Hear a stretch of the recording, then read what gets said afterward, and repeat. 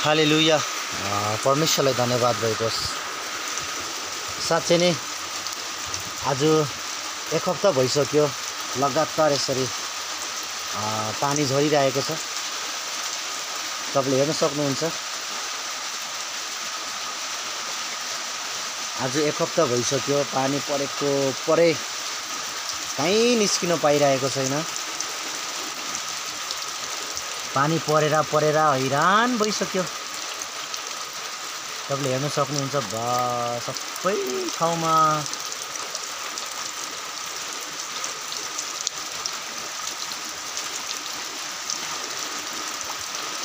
यति धेरै पानी परिरहेको छ कि हामी कहीँ पनि बाहिर निस्किन सकिरहेको छैन। तपाईँले हेर्न सक्नुहुन्छ। यहाँ अस्ति नै यहाँ केही रोप्नको लागि चाहिँ ट्र्याक्टरले यहाँ माटोलाई यसरी यो गरेको थियौँ, हामीले जोतेको थियो। हामी केही रोप्ने भनेर हाम्रो विचार थियो, तर पानीले गर्दाखेरि यहाँ केही रोप्नु सकिएको छैन। यहाँ चाहिँ केही छोड्ने विचार हाम्रो थियो, तर अहिले यस्तो भएको छ। अब यो पानी कहिले रोक्छ थाहा छैन। हालेलुया। तपाईँले हेर्न सक्नुहुन्छ मौसम यस्तो छ। अब यो पानी अझै एक हप्ता पर्छ भन्ने कुराहरू भइरहेको छ।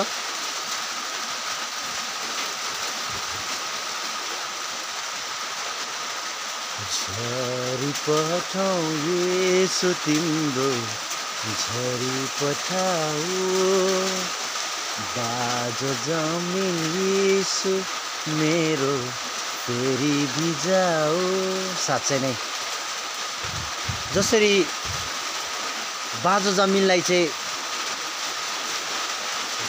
पानीले चाहिँ भिजाउने गर्छ, अनि जब त्यो जमिन चाहिँ बाँझो हुन्छ, जब पानीले जब भिज्छ भने नि त्यसबाट चाहिँ जब हामी केही छर्छौँ भने बिउलाई, त्यसले चाहिँ 100 गुणा फल फलाउँछ। हालेलुया। त्यसरी नै जब पवित्र आत्मा हाम्रो जीवनमा आउनुहुन्छ, जब पवित्र आत्मा हामीमा वास गर्छ, हाम्रो यो बाँझो जमिन, यो फुटेको जमिन पनि परमेश्वरले के गर्नुहुन्छ? भिजाउनुहुन्छ। हालेलुया।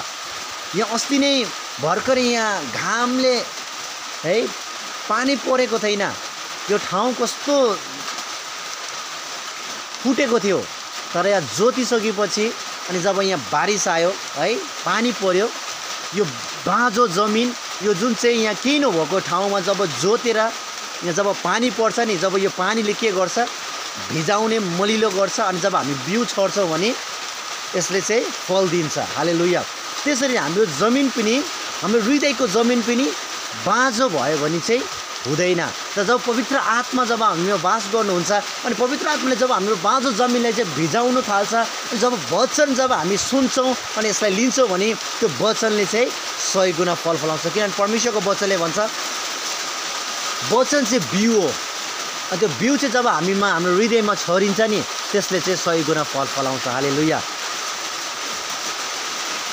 तपाईको आत्माले,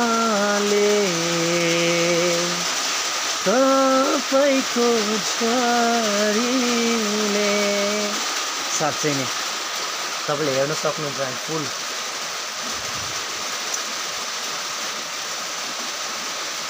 हामी पनि यसरी नै फुल चाहिँ हामी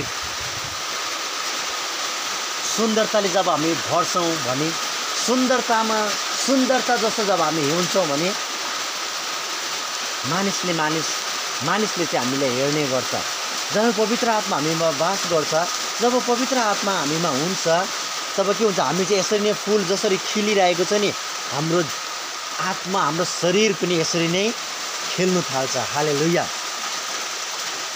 छटपटिन्छ मुटु मेरो छेउमा नदेख्दा, बाँझो जमिन येशू मेरो फेरि भिजाऊ।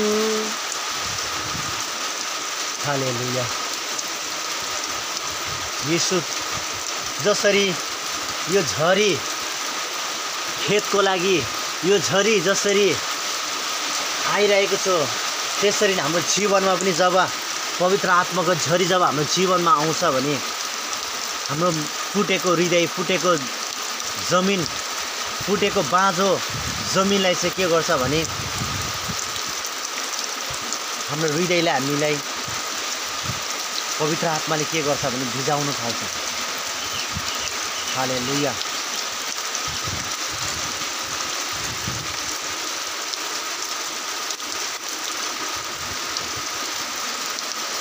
अब यो फुललाई पानी दिनु परेन, पानीको दुःख चाहिँ भएन, नभए त हरेक दिन फुललाई पानी दिनु पर्थ्यो। तर म परमेश्वरलाई धन्यवाद दिन्छु, हाम्रो लागि धेरै सहायता गर्नुभएको छ। फुललाई पानी चाहिन्छ, तबै मात्रै त्यो जीवित रहन्छ। अनि पवित्र आत्मा पनि त्यसरी नै, हामीमा यदि पवित्र आत्मा भएन भने हामी जीवित भए तापनि हामी आत्मामा हामी मरिरहेको हुन्छौँ। हामीलाई पवित्र आत्मा चाहिन्छ। हामीलाई पवित्र आत्माले हामीले सिकाउँछ, पवित्र आत्माले हामीलाई डोर्याउँछ, पवित्र आत्माले हामीलाई गाइड गर्छ, पवित्र आत्माले हामीलाई सबै कुराहरू जो हामीले खाँचो पर्छ त्यो सबै कुराहरू उहाँले हामीलाई दिनुहुन्छ। किनभने हरेक ठाउँमा तपाईँले हेर्न सक्नुहुन्छ यो फुल त्यत्तिकै खेलिएको छैन, यसलाई पानी चाहिन्छ। अनि म परमेश्वरलाई धन्यवाद दिन्छु, हरेक दिन हाम्रो दुःख बुझ्नुभयो परमेश्वरले। अनि यसरी माथिबाट शीतैको झरी उहाँले वर्षाउनु भयो। अनि यसरी अलि फुललाई हामीले पानी चाहिँ दिनु परेको छैन।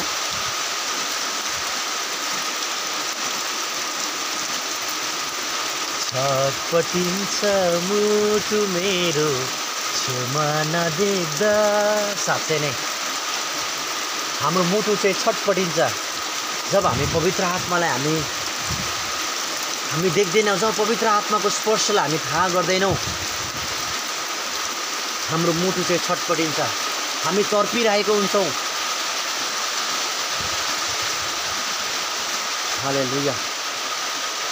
तपाईँको आत्माले,